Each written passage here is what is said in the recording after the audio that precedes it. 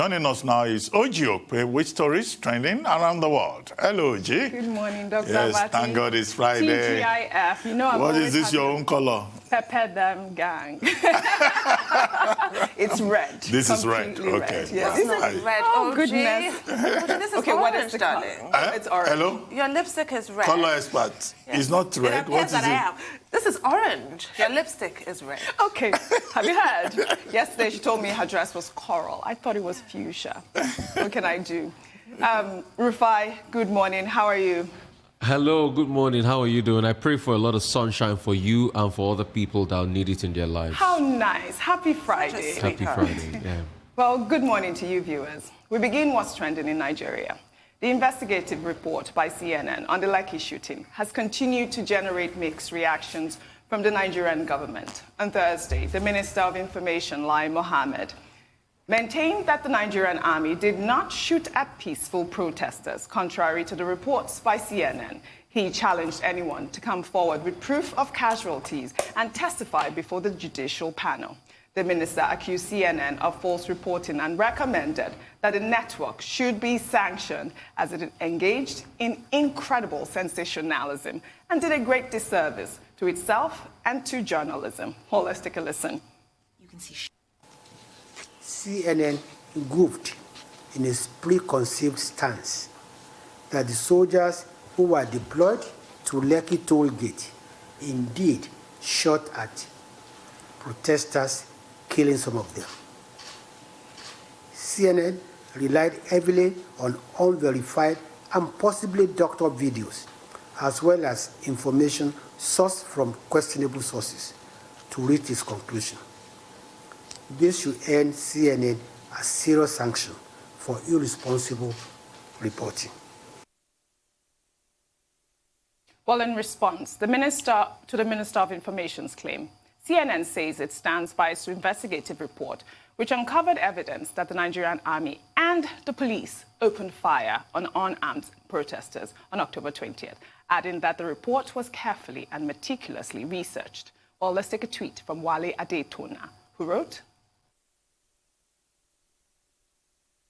CNN, on full war mode against Lai Mohammed and his orgas, that press conference was so unnecessary.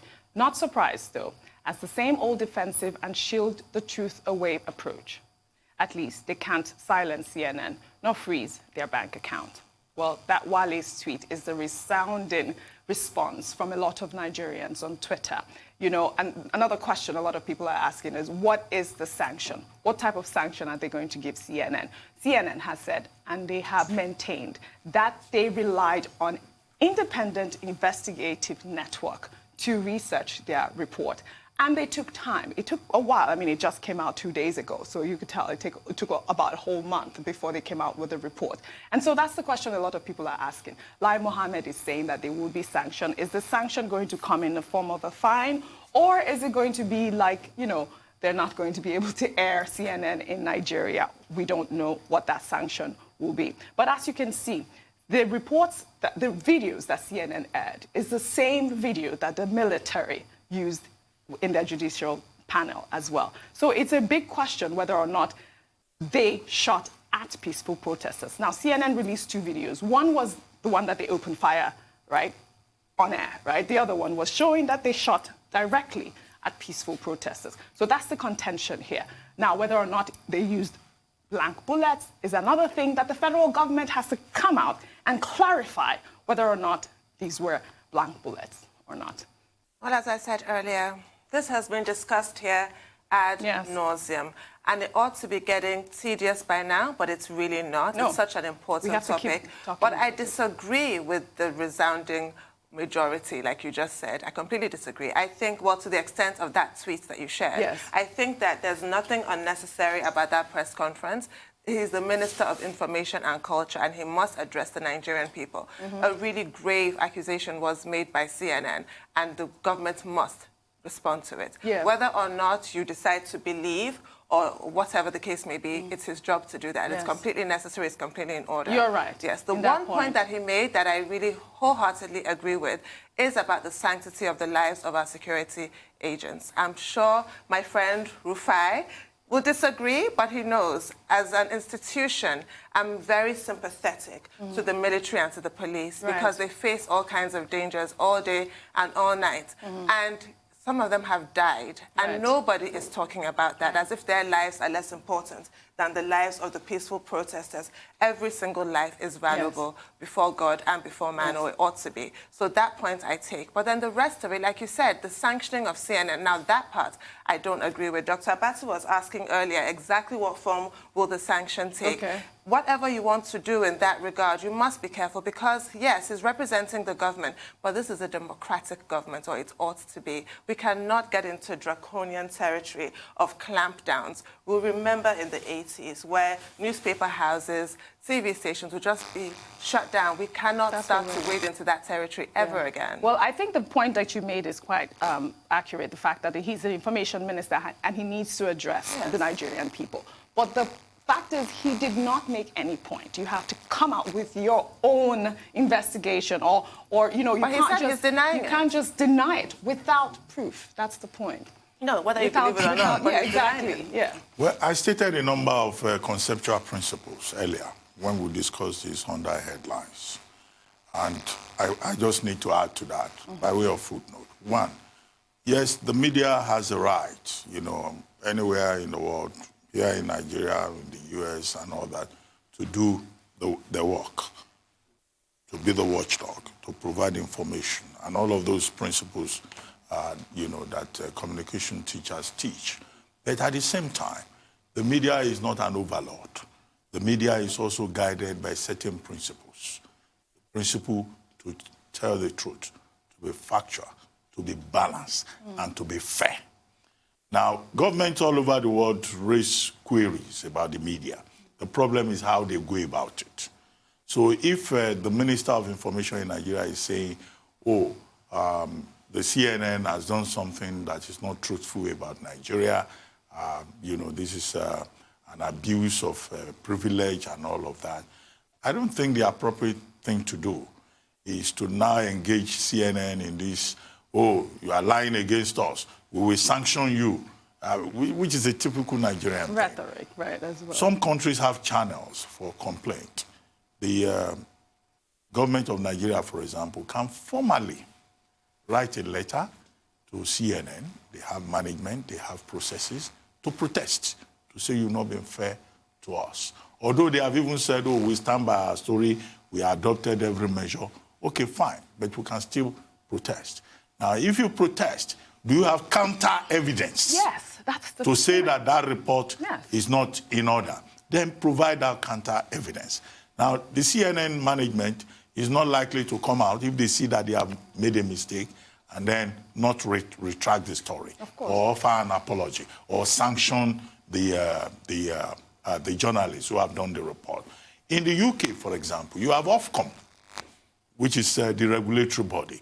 I recall Piers Morgan, you know, who is on the morning show at ITN. Look, he's been reported endlessly to Ofcom, and Ofcom will investigate and then come out and say, this is the truth.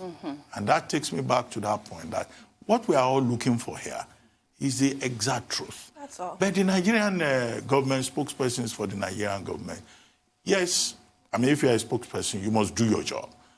You must be seen sometimes, you know, oftentimes, to be loyal to the state, to government. If you're a minister, you will have taken an oath of loyalty to Nigeria. All of that is in order. But can we do it, you know, in a far more strategic manner, rather than engaging, you know, CNN in a shouting match? CNN is not a Nigerian station. It's not the same thing as, you know, intimidating Nigerian journalists or abusing them or harassing them. No, it's not like that. If you cross that line, then you get a backlash that you won't be able to deal with. Then earlier on, you know, I supported Alhaji Lai Mohammed, his request for balance and all of that. I don't have a problem with that. And it's good that he put that point on the table. But what I don't like is people teaching journalists how to do their work. Because there was one line in Alhaji Lai Mohammed's statement that is a poor piece of journalistic work. Yes. How does he know that? You know? Has he reported the news before? Has he done journalism before? You know, when government officials try to, or carpenters, you know, ordinary people try to teach journalists how to do their work.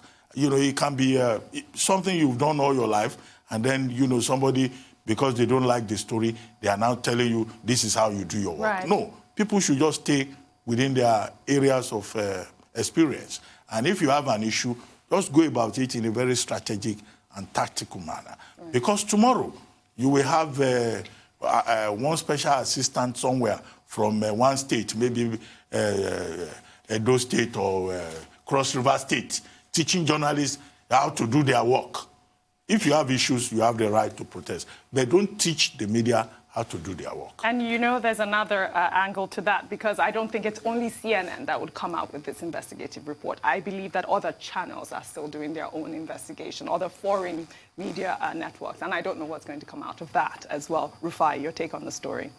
So in analyzing the story, for the sake of theories, I'm going to show a little bit about my science background. So for me, I just remembered something called the Heisenberg uncertainty principle, that pretty much was talking about velocity and position, that it can be measured at the same time. So let's say that's the stance of, there's a stance of the government and there's a stance of CNN on this. But for you to be able to still do the measurement, there are some constants, and find the truth in this case. What are the constants? The constant that something, we can all agree that an incident happened in Lekki on the 20th, and it led to some other incidents. So where we build from there, then let's start to find the constants in finding the truth. Because we're just going to keep going back and forth. But most importantly, and there are also constants of people that have been hurt as a result of this incident. The first question is, can we start to heal from the constants? Can we bring about a framework of reconciliation where justice is? Can we also hold the authorities accountable? I'm saying the authorities here, the authorities that are constantly finding the truth through the constant they have. That's the judicial panel in Lagos State. Can we also go one step further to collectively in all of this heal our very polarized and divided country? No. So there are varying points to all of this. It's very uncertain, like Heisenberg would say in physics. But most importantly, the constant we should all hold on to is the fact that we need to heal Nigeria. Correct. And Tundu, most importantly, I have a lot of respect for the police and the army, you know, in all of this, because all of this collectively, we are all fighting for a better Nigeria, and we want it to be better. So let's focus on the constant, on how to heal our country and help it get back on its feet. And also, in focusing on the constant, let's find the truth for the sake of posterity. Good. We'll take another story. A video of a suspected newspaper vendor who was shot by a stray bullet in the Federal Capital Territory, Abuja, has gone viral. In the video, the man could be seen held close by a passerby who was calling for help. Reports reaching us indicate that the man was shot by a security detail attached to the Speaker of the House of Representatives, Honorable Femi Gbajabiamila. In a series of tweets, the Speaker claimed that unidentified men obstructed his convoy, which necessitated the need to fire into the air. He said, contrary to the report by his security details, it was a stray bullet that hit one of the vendors. He added that the security officer who shot at the vendor has been suspended pending investigation. Now, this is a horrific story. I mean, I could not believe it yesterday when I saw this video. I waited to make sure that the Speaker released a statement because everyone was attaching that one video to the story. But then also it comes back to what we have been fighting against, the issue of stray bullets. Dr. Abati Tundu, we've talked about this issue of stray bullets at length. How can we stop this from happening? I actually think the statement, the tweet by the Speaker made matters so much worse as far as I'm concerned. I don't understand how suspension pending investigation is the appropriate penalty for this kind of behavior. That man should have been summarily dismissed. How do you see a crowd and fire into the air to disperse them? Is there no horn in the car as a method of dispersing people? You don't see a crowd and automatically assume that they want to attack the Speaker. I mean, the good book talks about those who flee when nobody pursues them. There's a crowd of people. He's popular, especially in Abuja. They probably came close, maybe to talk to him, to greet him. Why shoot in the air? How is that an option when there was no threat to the speaker? And then he gets suspended. Why? And he claimed that there was some threat at the point where the people gathered. No, people gather, you want to disperse them. Yeah. Live ammunition is not the way to disperse a crowd. Especially a crowd that has not been aggressive. You are not under threat. It's just a crowd. Right. He's the speaker. The speaker is the #4 citizen in the country. I'm sure he's used to crowds. People will be drawn to him, want to talk to him. This is really awful. This newspaper vendor, a hard-working Nigeria, plying his trade, gets shot for no reason, and the person who shot him. So it's not even in any doubt that this particular officer shot this gentleman, and he's been suspended. Why? He should be dismissed. And he should also be named. With due respect, and then, you know. I have a different opinion, and it is as follows. Now, I think first we should commend the Speaker of the House of Representatives, Gbajabiamila, for the manner in which he has responded to this. I don't. He has shown empathy. I don't. He has shown concern, and he has expressed his sympathies to the family of the gentleman. Now, he said usually when he's leaving the National Assembly, he knows these vendors because he's been around for a very long time. He will come down, you know, play with them, discuss with them. Yes, you know, because of his popularity. When you have been in an environment for a long time, people will know you. Then they were leaving. Somehow, there was an obstruction. I think it's important to look at his tweets. Now, whether he's saying the truth or not is another matter. And then later, he was informed that there had been a gunshot and somebody was wounded. And he stepped into the matter and said, how could that have happened? And what he now said was that the officer that shot into the air has been suspended pending investigations. It is not in the place of Femi Gbajabiamila as Speaker of the House of Representatives to summarily dismiss the police officer. The matter will be referred. It is. The matter. From his convoy. Hold on a minute. Suspended from his convoy, not from the police force. No, it's two separate things. Hold on a moment. Let me just finish with my thoughts. The matter will be reported to the police, who are his employers, who deployed him to the place, and then the police will carry out their investigations, and it will go all the way to the police commission that will then take a decision. Now, this is not a justification for what has happened. We've seen many cases of trigger-happy policemen causing deaths. Nobody deserves to die just because, you know, another person is holding a gun with bullets. Now, that's the first leg of it. The second leg of it is that the policemen that are deployed to protect persons they call VIPs, they are taken ordinarily through VIP protection course, and they go regularly for VIP protection course. Now, the question would then be, some of these VIP protection policemen or SSS, do they go through the normal training? What is the quality of training that they receive? And what is the nature of the interaction between them and the big man that they are protecting? I'm aware that some big men will constantly appeal to their VIP security details to say, please, don't you ever shoot anybody, whatever the provocation.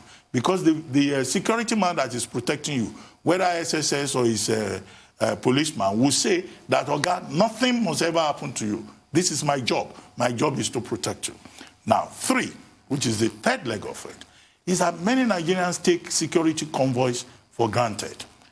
Maybe because they are used to all kinds of money misruled characters going about with lorry load of policemen and giving themselves, making themselves more important than they are. So the average Nigerian is now used to the fact that, look, what is a convoy? After all, that unarmed who made money from Yahoo also has convoy. They don't know. They may not realize it. That is a security movement. And because it's a security movement, if there is any obstruction, those who are involved in VIP protection, #4 figure in Nigeria, they will kick into action immediately. And they will tell you that if anything happens, nothing will happen. Because they have to protect... Well, we've had that a lot. Yeah, they have to protect that very important person. So my appeal to Nigerians also, all of us, we also need some education. Nobody, in this case, this is a vendor, but sometimes you see some people driving on the road. They will want deliberately to cut into a convoy. The basic instinct of the security people protecting that person is to attack you. All right. So maybe those who train VIP protection squads, we need to train them for that, to tell them, under no provocation, do not kill anybody, except you are able to establish that there's actually a threat, because that vendor was not carrying a gun. Right. So what kind of obstruction was it? This is the thing. Yeah. So my issue is that suspension from the convoy, suspension from the police force is separate. Summary dismissal from the convoy, summary dismissal from the police force is separate. The Speaker cannot summarily dismiss the officer from the police force, but he can summarily dismiss a person from his convoy. He can say, I don't want this person anymore on my convoy. That is what should have happened. But he didn't say suspension from his convoy. He said from convoy, he did. Okay. He said suspended from his convoy. Well, if he should be charged to court and tried for abuse of firearms. As far as I'm concerned, the Speaker is not to blame for what happened, because for example, like if my driver hit somebody's car, it cannot be said that, oh, Tundu, you failed to train your driver. I'm not the person who certified him with a driver's license. I did not train him. That's got nothing to do with the Speaker, but you can dismiss somebody from your convoy and send him back. Both points taken. But we'll take another story, Rufai. I'm sorry. We'll just take another story on the sports. The NBA draft class of 2020 set the record for the most players from Africa selected in one NBA draft. Among the Africans drafted, 8 were of Nigerian descent. It is the first time 8 players of Nigerian descent will be selected for the draft. 6 of the players were drafted in the first round, while the other 2 players were selected in the second round. Now, let's take a look at the players from the first round. First off, we have 19-year-old Isaac Okoro, whose parents are from Nigeria. He was drafted to the Cleveland Cavaliers and was the 5th to be drafted in his class. He is also the first Nigerian to be drafted this year in the NBA. Then we have 19-year-old Onyeka Okongwu, whose parents are also from Nigeria. He was drafted to the Atlanta Hawks and was the 6th to be drafted in his class. Let's take 21-year-old Precious Achiuwa, who was born in Nigeria. He was the 20th pick in his draft class. He will now join other Nigerians, Bam Adebayo and Andre Iguodala, in the Miami Heat. Then we have 19-year-old Zeke Nnaji, whose father is from Nigeria. He was drafted to the Denver Nuggets and was the 22nd pick in the draft class. Another NBA first-round pick was 21-year-old Udoka Azubuike, who was also born in Nigeria. He was drafted to the Utah Jazz and was the 27th person to be drafted in his class. Then we have 22-year-old Desmond Bane, whose father is from Nigeria. He was drafted to the Memphis Grizzlies and was the 30th person to be drafted in his class. Then for the second round of the NBA draft, we have 21-year-old Daniel Oturu, whose parents are from Nigeria. He was drafted to the New York Knicks and was the 33rd person to be drafted in his class. Finally, we have 22-year-old Jordan Nwora, whose father is from Nigeria. He was the 45th pick in his draft class and will now be joining his fellow Nigerian and the current NBA MVP, Giannis Antetokounmpo, in the Milwaukee Bucks.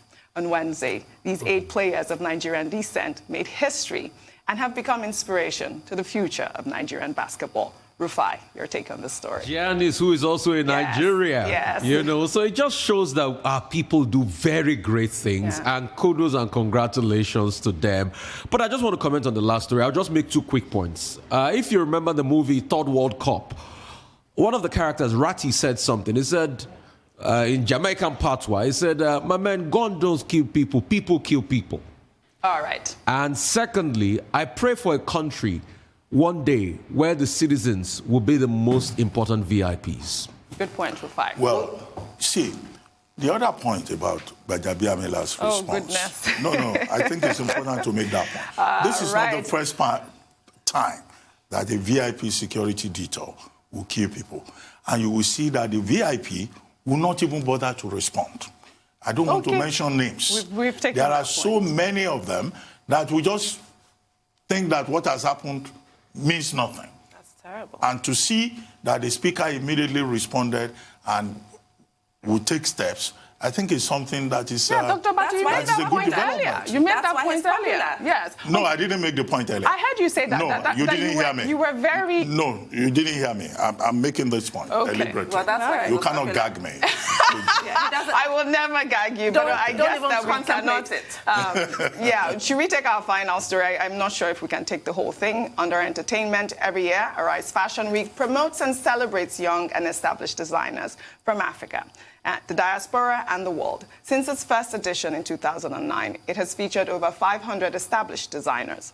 This year, Arise Fashion Week is unveiling the next generation of designers, where 30 designers under 30 years of age will compete for $500,000 in prize money. The event, which is scheduled between the 5th and the 12th of December in Lagos, Nigeria, will be streamed globally. While designer applications for the event is now closed, the selection committee, comprised of fashion insiders and influencers, will choose the best and brightest from the applicants whose creativity will be showcased at Arise Fashion Week 2020. Let's take a quick look at some of the members of the committee.